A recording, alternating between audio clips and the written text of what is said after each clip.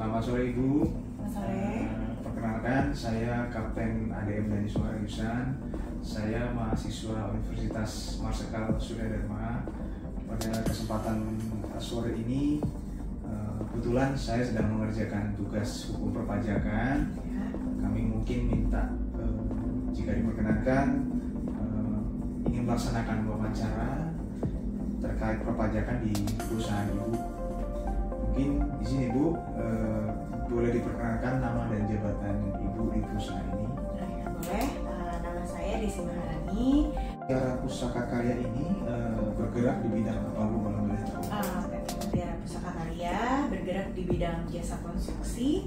Kita di pekerjaan jasa spesialis, meliputi spesialis penyiapan lahan yang biasanya untuk pekerjaan jalan tol. Jadi perusahaan kami melakukan penyiapan lahan itu seperti galian dibuang, timbunan, dan pemadatan tanah seperti itu. Baik Bu. Kemudian untuk perpajakan di perusahaan Ibu sendiri, adakah pajak pertambah nilai?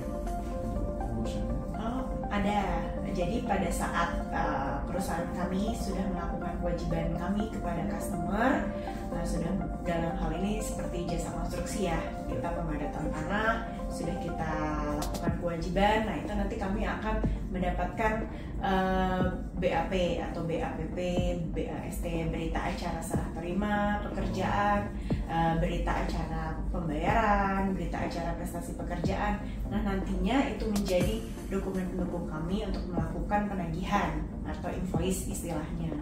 Nanti pada saat kami melakukan invoice, penagihan tersebut kami sampaikan kepada customer dengan disertai dengan faktur pajak PPN yang perusahaan kami terbitkan, seperti itu. Nah selain itu kami kan juga melakukan pembelian nih kepada vendor-vendor kami. Contohnya kita ada pembelian tanah, pembelian batu split, bahan baku lainnya. Nah itu apabila kami membeli dengan vendor yang berstatus PKP, kami akan membayar sejumlah PPN masukan seperti itu. Kemudian bagaimana di perusahaan Ibu terkait mekanisme penyetoran PPN tersebut? Nah, setiap periode atau akhir bulan ya, berarti kami akan merekap nih list-list transaksi PPN keluarannya itu ada berapa, lalu akan oleh bagian pajak kami akan mengisi faktur untuk menyampaikan SPT masa PPN. Nah, pada saat SPT tersebut diisikan dengan daftar pajak keluaran, daftar pajak masukannya yang dapat diperhitungkan atau dikreditkan. Nah, nanti sehingga diketahui berapa PPN kurang atau lebih bayarnya.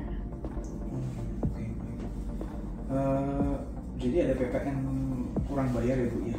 Kalau boleh tahu Bu, biasanya jika ada PPN kurang bayar tersebut, bagaimana mekanisme penyetoran ke kas negaranya itu sendiri? Biasanya kalau ada PPN yang kurang bayar, nanti ada bagian pajak kami akan membuatkan ID billing-nya. Nanti kami akan melakukan pembayaran dengan nomor VA secara online. Betul, transaksi bank, ya betul, virtual account dengan transaksi bank online seperti itu. Tapi karena kebetulan nih Pak, customer kami itu kebanyakan BUMN, saya garis besarkan ya. Nah BUMN sendiri mereka kan merupakan pemungut PPN. Jadi lawan transaksi kami nih, customer kami yang menyetorkan PPN-nya sendiri kepada negara. Seperti itu. Jadi sehingga secara general perusahaan kami biasanya malah status SPT masanya itu lebih bayar. Lebih bayar. Seperti itu. Kemudian atas pendapatan yang Ibu tagihkan kepada customer, apakah terkena pajak penghasilan juga Bu? Oh ya, tentunya ya. Atas invoice yang kami tagihkan kan kami mendapatkan penghasilan. Nah, untuk pendapatan di perusahaan kami sebagian besar kita kan terkait jasa konstruksi ya Pak. Nah, atas pendapatan tersebut kami dipotong PPh final pasal 4 ayat 2 jasa konstruksi sebesar 2,65%. Karena perusahaan kami kan memiliki sertifikat badan usaha jasa konstruksi, kita kualifikasinya kebetulan menengah seperti itu. Selain itu kami juga dipotong nih, tadi kan ada jasa ya, kami kan juga atas pendapatan kami juga ada nih yang penyediaan seperti itu, atau penyediaan misalkan kita penjualan batu pecah belah atau batu split atau tanahnya saja yang tidak ada unsur jasanya. Nah itu kami dikenakan PPh pasal 22 1,5%. Baik. Seperti itu. Baik. Kemudian untuk di perusahaan Ibu, penyampaian SPT PPh badan apakah ada dan bagaimana mekanismenya?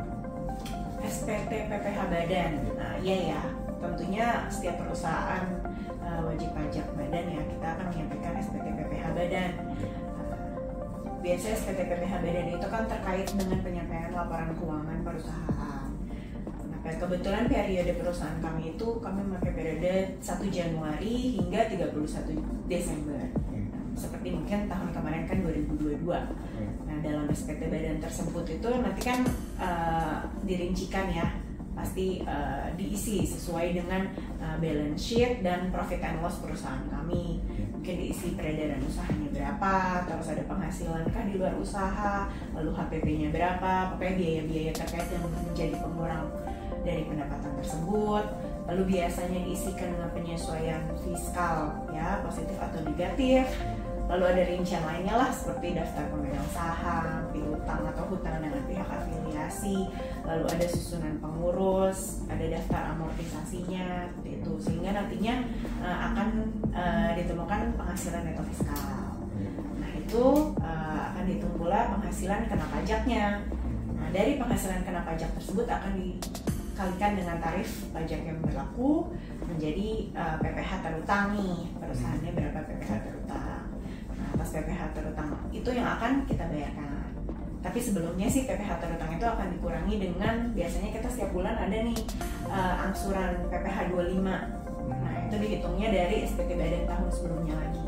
Nah itu dikurangi, PPh terutang dikurangi dengan angsuran PPh 25 berapa yang udah kita bayarkan ke negara. Nah, nanti itu yang akan kita bayarkan sebagai PPh kurang bayar atau terutang PPh badan pasal 29.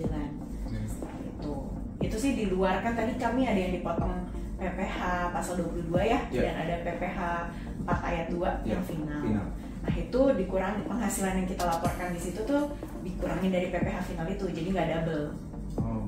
Nah nanti yang 22 pasal 22 yang udah kami bayar dipotong itu, nah nanti dikreditkan, yang sudah dikreditkan nanti akan kami isi dengan bukti potongnya.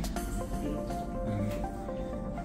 Sangat jelas sekali Bu penyampaian dari Ibu. Terima kasih banyak atas waktu yang diberikan. Kami mohon maaf mengganggu waktu pada saat jam kerja Ibu. Mungkin nanti kalau ada pertanyaan selanjutnya kami izin berkomunikasi dengan Ibu. Silakan. Sekali lagi kami mengucapkan terima kasih Ibu. Kami mohon undur diri. Terima kasih Ibu. Assalamualaikum warahmatullahi wabarakatuh. Waalaikumsalam. Mohon izin, saya Frederick Novendra dari Fakultas Akuntansi, ada tugas perpajakan. Sebelumnya saya beritahu Ibu atas nama siapa? Oh, saya Vivi. Selama ini kerjanya di mana ya Bu? Kebetulan saya kerjanya di Perumda Timur Tengah, perusahaan daerah ini Kota Malang, Mas. Oh, PDAM ya? PDAM yang di daerah Sawajajar itu ya? Iya, di Sawajajar. Kebetulan ini kan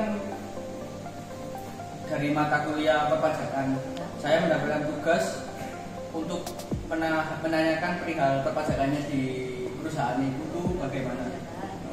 Ya boleh ya, silakan. Itu yang selama ini yang dilaporkan itu pajaknya pasal berapa aja ya? Kalau untuk saya itu PPh 21 saja.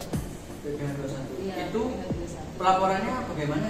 Kalau sistem laporannya gini, jadi kan sekarang itu sudah ada sistem online, jadi saya juga masing-masing orang itu mengisi sendiri, setelah diisi nanti kemudian dikoordinir dari kantor, seperti itu. Jadi lebih mudah kalau sekarang itu. Untuk data-datanya didapat dari kantor? Iya, data yang angka-angkanya yang dari gaji yang setiap bulannya dilaporkan? Iya. Itu sudah dapat, berarti tinggal menginputkan saja ya di jadi masing-masing orang itu sudah dikasih print out-nya, nanti tinggal diinput aja komputer. Itu kan dalam peraturannya, untuk pelaporannya kan maksimal tanggal 31 Maret. Iya, untuk biasanya diberikan formnya dan Ibu mengisikannya bulan apa sekitar?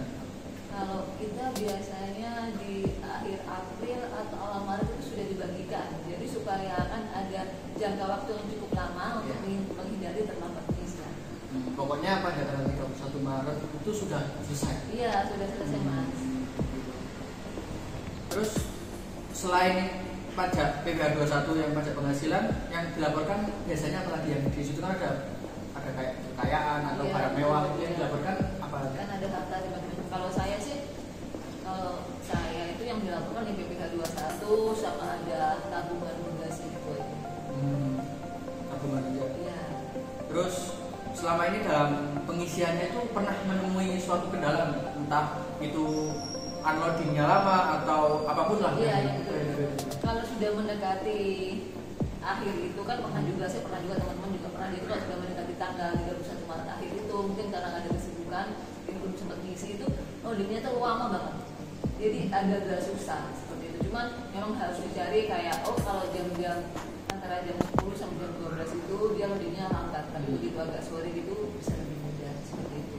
Kayak servernya penuh gitu ya? Iya, mungkin servernya penuh, jadi semuanya pada ngisi kan sudah akhir kan.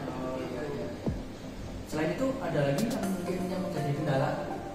Sementara itu aja sama juga pernah, saya tuh sudah pernah ngisi, sudah terkirim sukses, tapi kok masih dapat surat dari kantor pajak. Surat teguran ya? Iya, surat teguran. Terus ya udah, akhirnya saya ke kantor pajak, terus sampai sana, ternyata setelah dicek memang, oh ya sudah, sudah diisi, udah selesai gitu aja.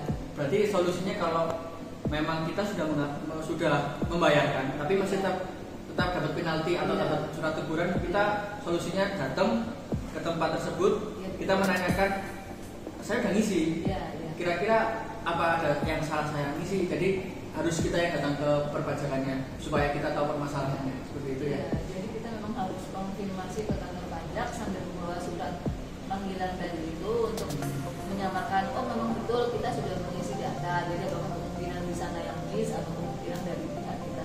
Tapi begitu kita datangin kantor pajaknya, alhamdulillah semuanya lancar. Ya. Saya rasa cukup ya Bu ya untuk wawancaranya masalah perpajakan ini. Mungkin Ibu ada yang disampaikan supaya paham bahwa orang-orang itu, bahwa pajak itu juga penting, bahwa itu menjadi sumber masukan bagi negara untuk membangun negara juga. Mungkin ada yang disampaikan. Kalau menurut saya sih karena sekarang itu kan sistem perpajakan itu sudah semakin mudah, kita tinggal mengisi di komputer bisa dilakukan dimanapun. Jadi karena sudah ada fasilitas yang lebih mudah, sebaiknya sebagai warga negara ya kita isilah orang yang sudah difasilitasi dengan mudah seperti itu. Itu aja sih. Itu aja ya. Yaudah kalau begitu terima kasih atas waktunya Ibu. Nanti apabila saya ada informasi atau ada saya tanyakan lagi perihal Ibu di PDAM nanti akan saya hubungi kembali. Dengan senang hati. Terima kasih Bu.